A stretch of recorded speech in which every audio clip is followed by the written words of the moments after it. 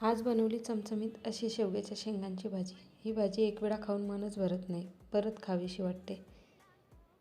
त्यासाठी मी शेवग्याच्या शेंगा घेतलेल्या आहे. त्यांना अशा सोलून घ्यायच्या.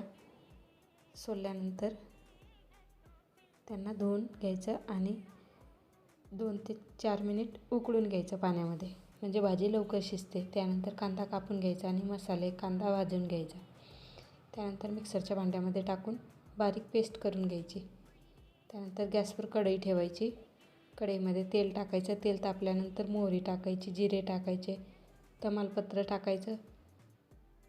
त्यानंतर वाटलेलं वाटण त्यामध्ये टाकून द्यायचं आणि व्यवस्थित मिक्स करायचं. त्यानंतर लाल तिखट टाकायचं, हळद टाकायची आणि चवीप्रमाणे मीठ टाकायचं आणि व्यवस्थित मिक्स करायचं.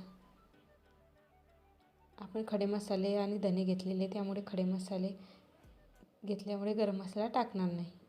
त्यानंतर कस्तुरी मेथी असेल तर तिला पण अशा प्रकारे टाकून घ्यायचं हातावर रगडून. त्यानंतर शेंगा टाकून घ्यायच्या आणि 3 ते 4 मिनिट छान उकळी येऊ द्यायची. मस्त कोथिंबीर टाकायची. झाली आपली भाजी तयार.